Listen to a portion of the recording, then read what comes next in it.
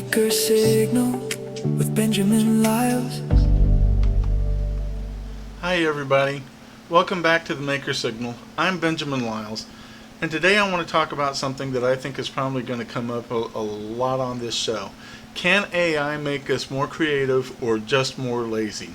Artificial intelligence.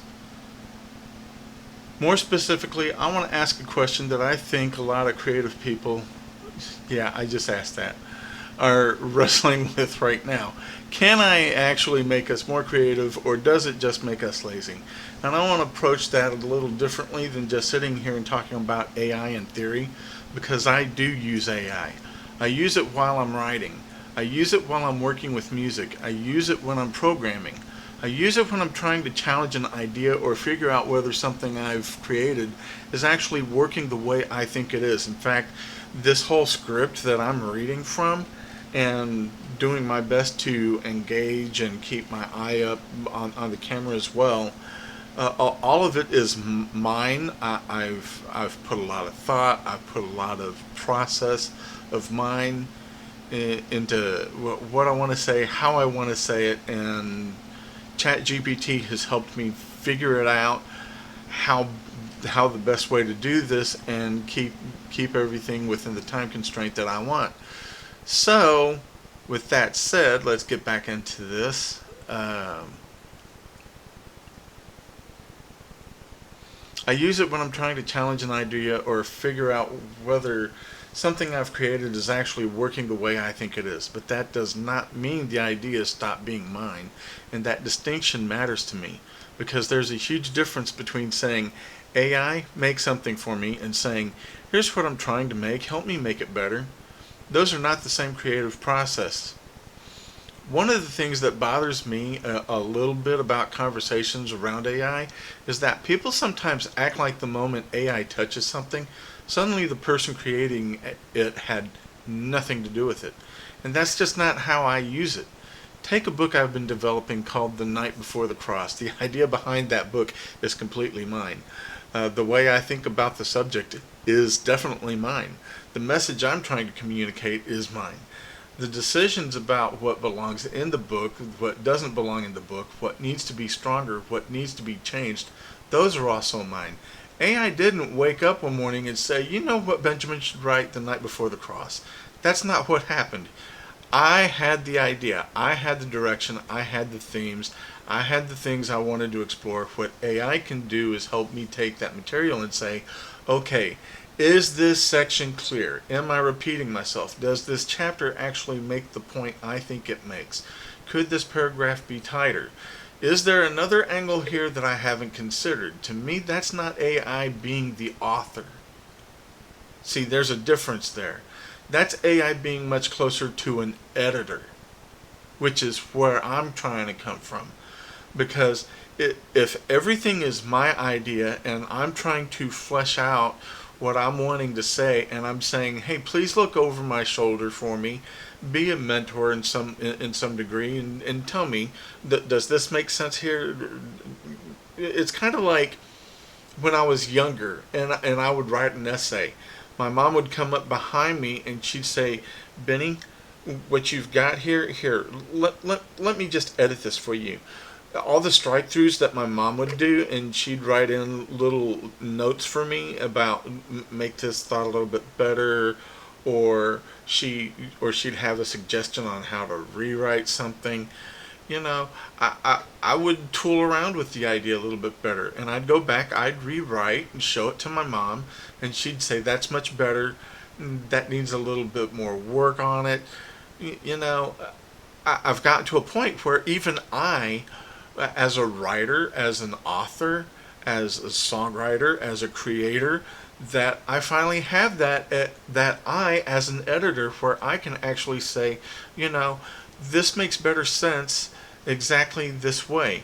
So for me, it is very much an editor. So maybe sometimes a very patient person sitting across from you saying something to the degree of, are you sure that's the best way you want to say that? And creators need that. Writers have often used editors forever. Musicians work with producers. Songwriters co-write. Filmmakers have editors. Programmers do code reviews. Artists ask other artists what they think. I remember being part of a songwriters group out of Austin, and I have the song that I had pitched was back then the song was titled "Bring Us Back to Life," or "Bring Us Back to Life," something like that, and I forget the original title. It was suggested the title needed a cleanup. That that the song overall felt very Bryan Adamsy. I could change a couple things, make it a little bit more. Uh, it was very constructive criticism. You know, change this here, change the chords this way, move it up a little bit so it sounds a little bit more Bryan Adamsy, because that's the feel of this song that we feel this song takes. And you know, I loved being part of the songwriters group out of Austin.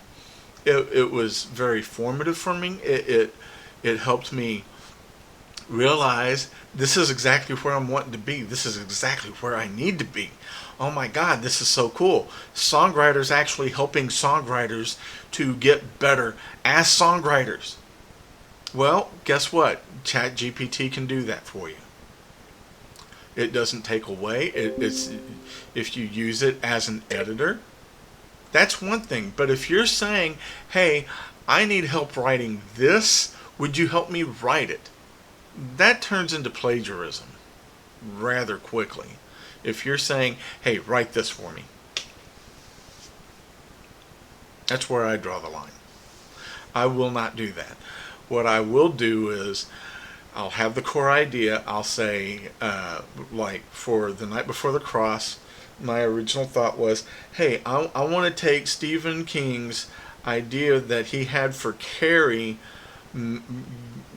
doing things from a letter standpoint, doing things from a newspaper reporter standpoint, and twist it on its head. Let's take the centurion that whose servant was healed by the mere word of Christ, and have him start following Jesus around, so that by the night that Jesus is arrested, he's there. He's witnessing the events, and he's putting two and two together. There's something different about this Jesus guy, and the book gradually went from being around this about being yay small to way up to higher on the page count.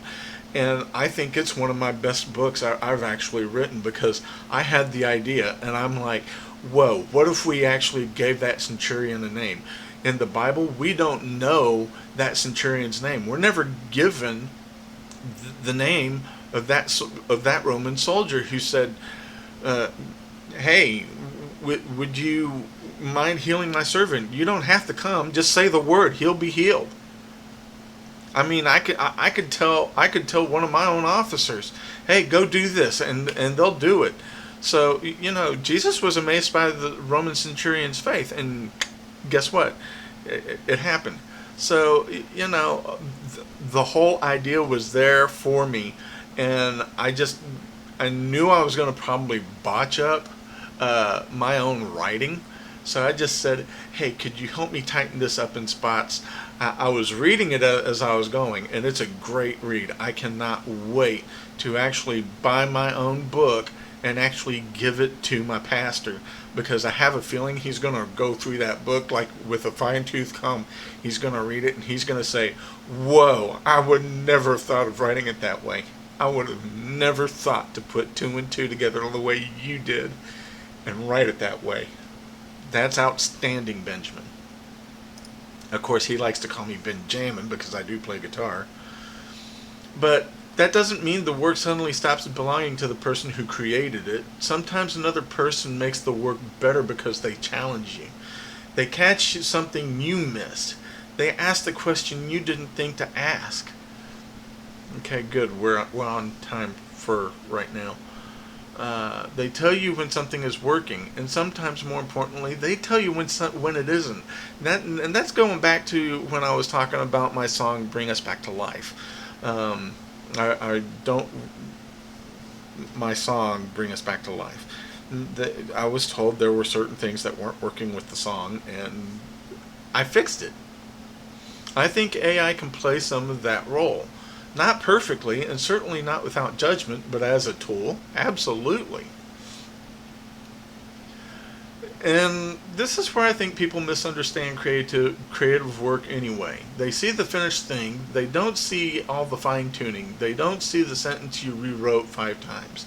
They don't see the lyric that changed at midnight because one word just wasn't right.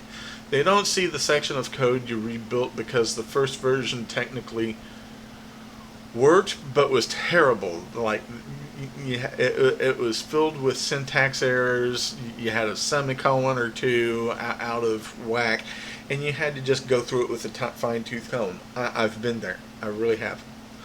They don't see the chapter you moved. They don't see the paragraph you deleted. They don't see the melody you changed because the original one just wasn't landing. That's creation too.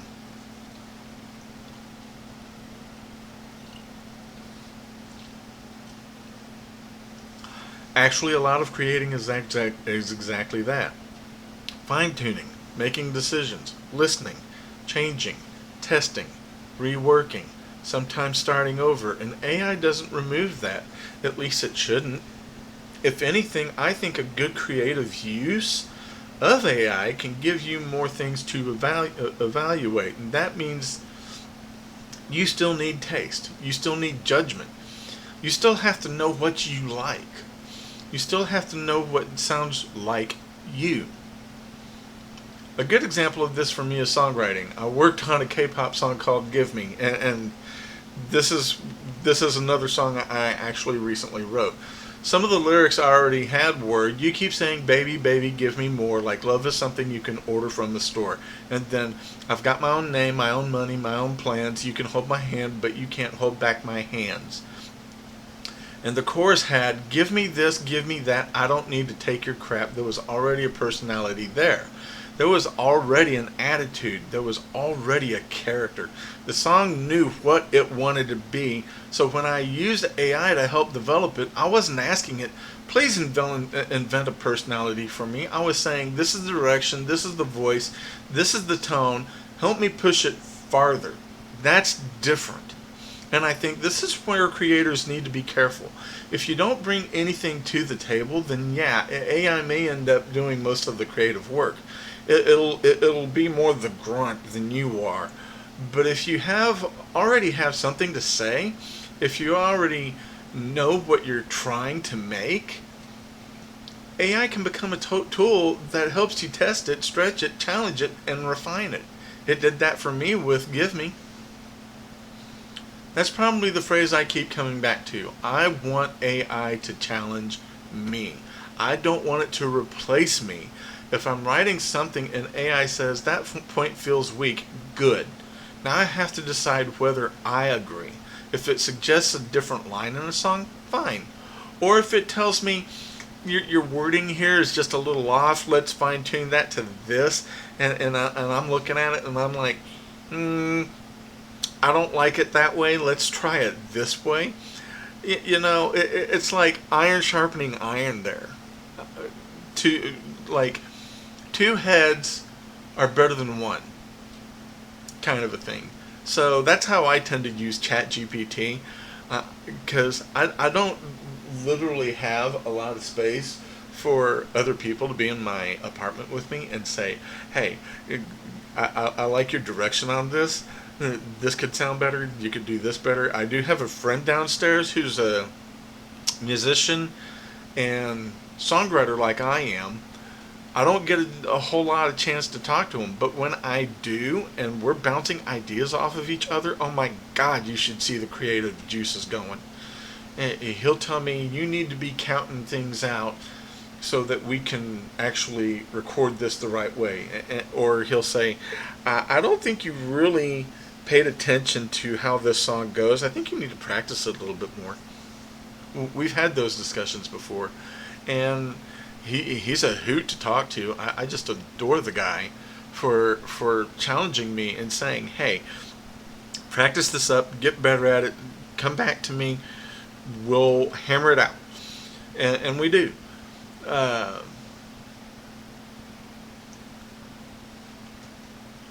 so back to where I was.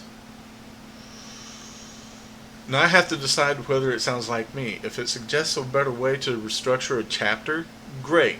Now I still have to decide whether that structure fits the book I'm actually trying to write. That decision making matters because creativity isn't just generating options. Creativity is choosing. Why this line? Give me a second. I want to see how much more I got here.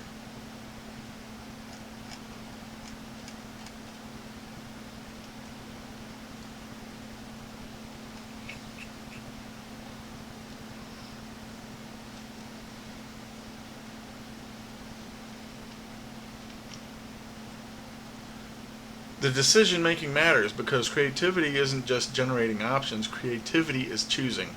Why this line? Why this word? Why this melody? Why this structure? Why this image? Why this ending? Those choices are where the creator still matters. Now, can AI make us lazy? Absolutely. I think it can. It has done it for me every single time. If every time you get stuck you immediately say, "Hey, do it for me," that can become a problem. In fact, I've done that with a couple of programs I've written because I'm just so frustrated and I'm feeling like, okay, I just can't take this anymore. Would you just do it for me? That's a problem because then afterward I'm like, facepalm. Then I'm actually thinking to myself, oh boy, why'd I just do that? Am I that really frustrated at doing this at this moment? Because usually when I do hit that point, I just get up and walk away. Like, I can't believe I just did that.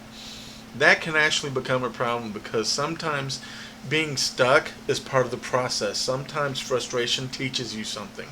Sometimes wrestling with the wrong line is what helps you find the right one.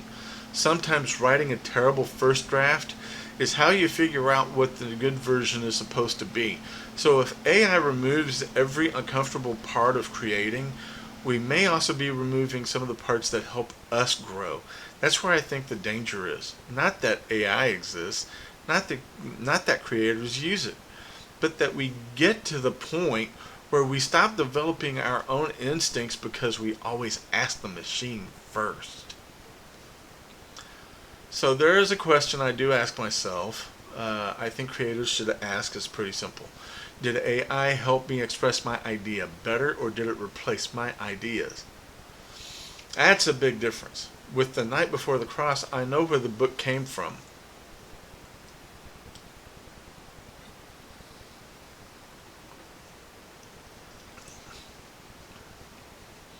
I know why I wrote it. I know what I wanted it to say. I know what belongs in it. AI can help me challenge the writing. It can help me edit. It can help me notice something, but it doesn't have the reason I wrote the book. I do. And with music, I think that same thing applies. If I bring in the lyrics, a concept, a tone, a character, an emotion, and AI helps me work through the possibilities, I'm the one still creating. I'm still making decisions. I'm still fine tuning and I'm still deciding what stays and what goes. That matters. In fact, this whole script that I'm reading right now, my words. I just said, would you mind help me fine tune this so that it sounds more like me? So that way I can come across more personable and